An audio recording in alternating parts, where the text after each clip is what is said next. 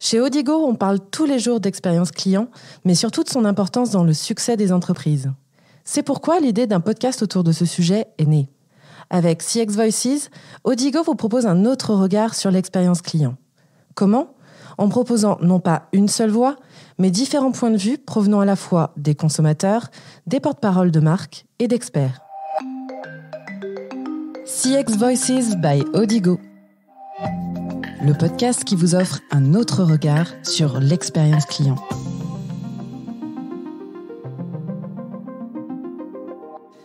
Bonjour et bienvenue sur CX Voices, le podcast d'Odigo qui vous offre un autre regard sur l'expérience client.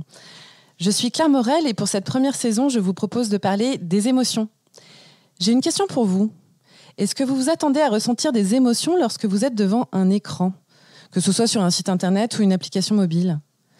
Quand je repense à mes expériences personnelles, j'ai plutôt tendance à me souvenir d'un agacement ou d'une frustration lorsque j'ai utilisé certaines interfaces. D'ailleurs, pas plus tard qu'il y a une semaine, j'ai mis 30 minutes pour trouver le formulaire de réclamation sur un site.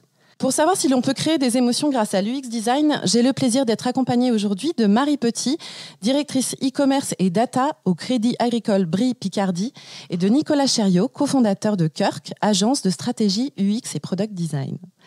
Mais avant d'échanger, écoutons le témoignage de Julien qui nous explique pourquoi il préfère son application bancaire à son banquier. Moi, c'est simple, j'aime pas mon banquier. J'aime pas mon banquier, c'est plutôt gérer mon argent, c'est un sujet de stress pour moi. Par contre, s'il y a bien quelque chose qui m'a facilité la vie, c'est leur application. Grâce à mon appli, elle est super simple, très ergonomique. Je peux consulter mes comptes, faire un virement en quelques secondes, avoir un RIB si j'en ai besoin, ajouter un bénéficiaire pour un virement, avoir des conseils sur la gestion de mes dépenses. Bref, j'aime pas trop mon banquier. Par contre, j'adore mon appli. Bonjour Marie Petit, vous êtes directrice e-commerce et data au Crédit Agricole Brie-Picardie. Je ne sais pas si Julien est client au Crédit Agricole, mais en tout cas, il est catégorique sur ses préférences. Un mot justement sur les applications bancaires d'aujourd'hui. Est-ce l'une des interfaces sur lesquelles vous travaillez le plus en matière d'UX dans votre secteur ? Bonjour Claire, je suis très heureuse effectivement que Julien apprécie autant son appli bancaire.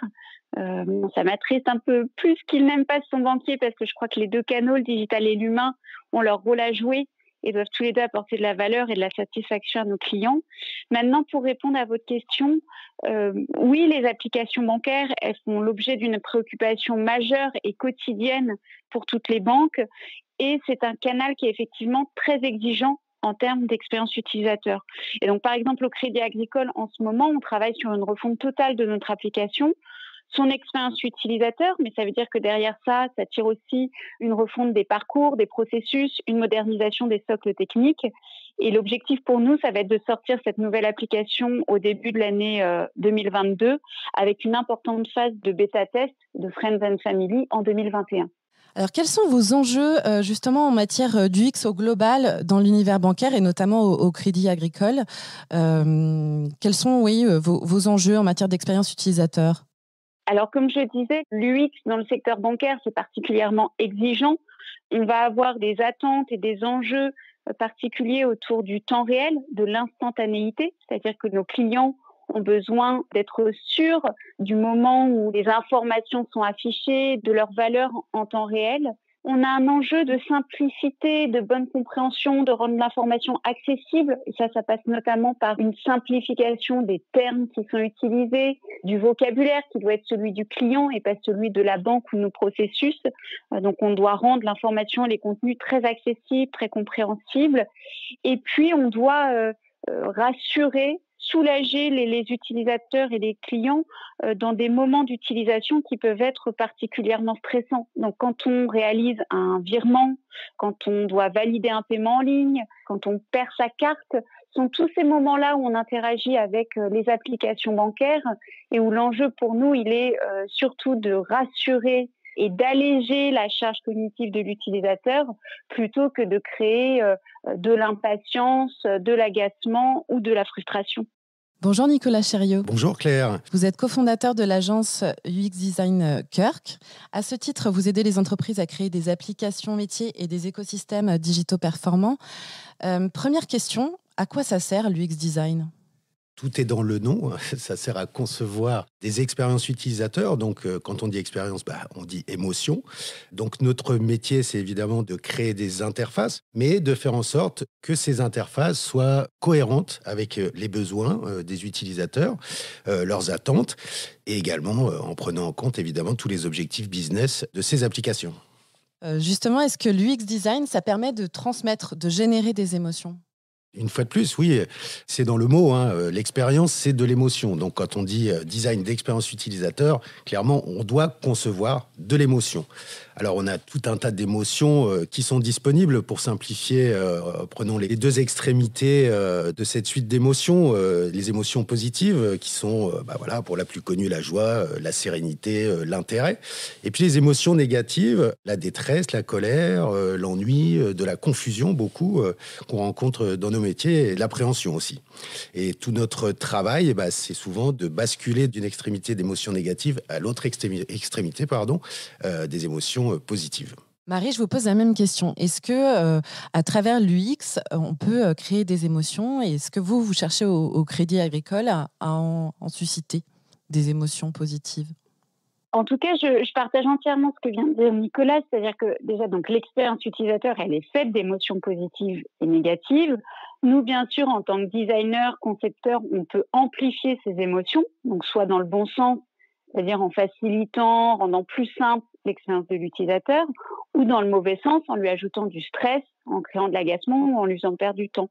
Mais c'est vrai que ce qu'on cherche déjà en priorité, c'est une bonne expérience utilisateur, c'est-à-dire une expérience utilisateur qui est fluide, qui se passe bien, sans accroc, sans irritant.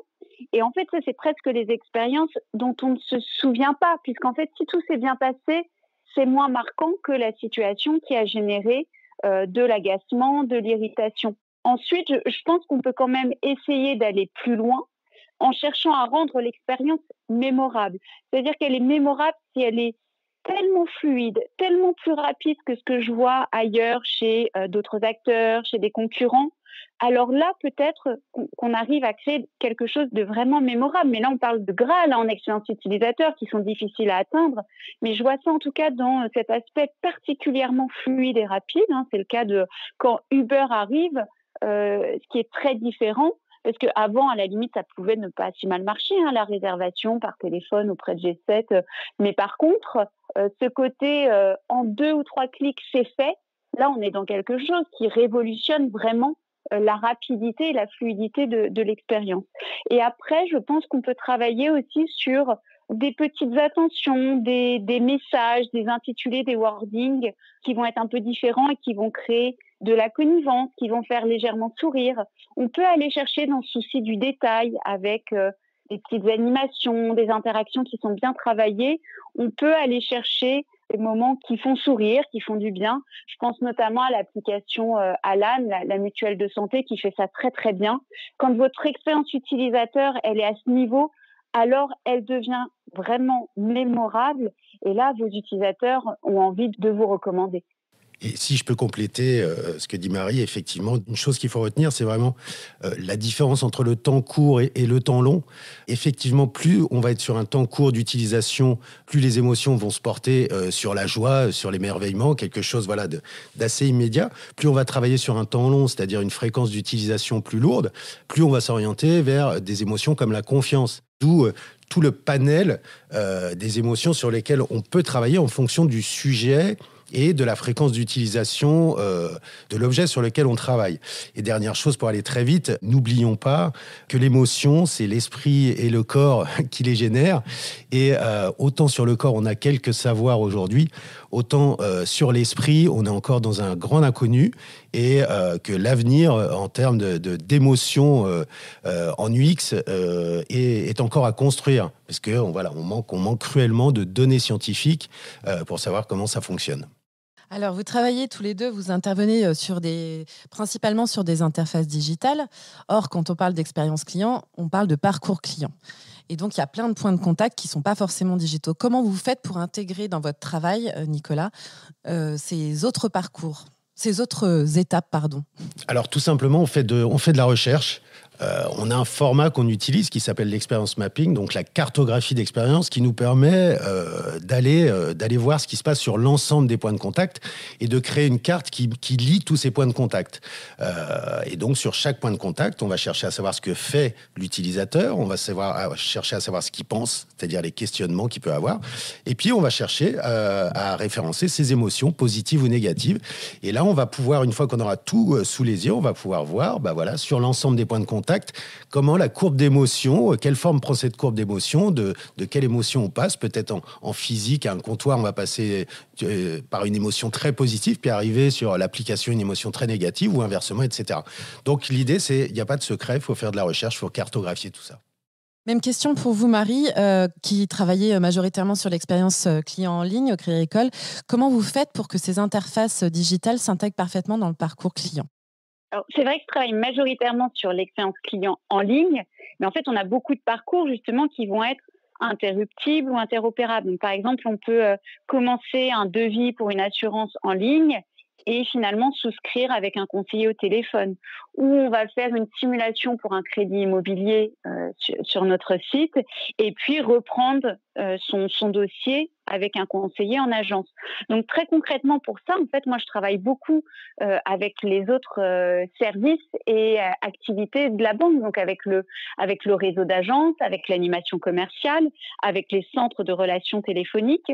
Et donc on va reprendre et travailler le parcours client dans son ensemble. Donc, moi, je me concentre sur l'activité digitale, mais je le fais en prenant en compte la façon dont le client va vivre l'expérience, ensuite face à un conseiller ou au téléphone. Donc, c'est ensuite une question de bonne collaboration et de bonne coopération entre les différents domaines ou départements de la banque pour s'assurer que l'expérience du client, elle sera fluide de bout en bout, y compris dans des parcours multicanal et interopérables. Quand on fait de l'UX design, on parle forcément de mesures pour s'assurer que l'expérience client est optimale. Quels outils on peut utiliser pour évaluer le ressenti des utilisateurs, Marie ? Quand on parle de mesure de l'expérience utilisateur, je pense déjà qu'il y a deux dimensions, une dimension qualitative et une dimension quantitative. Alors, d'un point de vue quantitatif, on va mesurer des notes de satisfaction, des notes d'effort. On peut parler, par exemple, du Customer Effort Score, des notes de recommandation. C'est le fameux NPS, le Net Promoter Score. On l'appelle aussi l'IRC dans la banque. Les analytics aussi, la mesure et le suivi des taux de transformation nous aident énormément à comprendre comment se passe l'expérience des clients et ce qui fonctionne bien ou pas. Et après, pour moi, la dimension qualitative, elle est tout aussi importante. Et là, on va l'évaluer davantage avec les commentaires, les verbatims des utilisateurs. Ça, c'est particulièrement vrai aussi quand on a une application mobile. On analyse et on se nourrit des commentaires laissés par les utilisateurs sur les stores. Et puis, à l'occasion d'entretiens individuels, de focus group, de tests utilisateurs qui nous permettent de comprendre de façon plus approfondie quels sont des points de blocage ou des irritants ou au contraire des motifs de satisfaction pour les utilisateurs. Nicolas, un mot en complément par rapport aux outils, ou Marie a tout dit ? Presque tout. Nous, on utilise évidemment aussi énormément les tests utilisateurs. On utilise aussi le shadowing. Nous, on peut se permettre, parce que les utilisateurs sont souvent facilement accessibles. Le shadowing, c'est tout simplement, vous vous mettez pendant 1 heure ou 2 derrière quelqu'un qui utilise votre produit et vous êtes là comme un fantôme. Juste, vous observez ce qui se passe. Et vous allez même pouvoir observer l'interaction qu'il a juste avec son ordinateur, pas uniquement avec l'application que vous avez fait, mais peut-être aussi avec les autres applications qu'il utilise.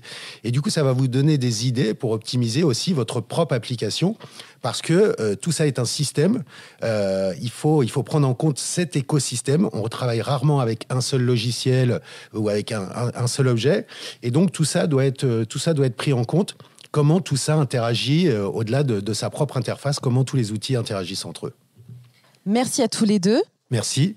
Merci beaucoup, Claire. Ce que je retiens de cet épisode, c'est que finalement, l'UX Design a pour objectif d'optimiser, de faciliter l'expérience client et d'éviter surtout de susciter des émotions négatives comme l'agacement, la frustration ou encore la colère. Il est toutefois possible de générer de la satisfaction, voire du plaisir auprès d'un utilisateur grâce à des petits détails comme le ton ou le langage utilisé, une petite animation ou encore des éléments visuels originaux. Pour savoir ce que vos clients ressentent vraiment lorsqu'ils utilisent votre site internet ou votre application mobile, rien de plus simple, faites-leur tester. Merci de nous avoir écoutés. On se retrouve prochainement pour un autre épisode de CX Voices pour continuer à parler d'émotions et d'expérience client.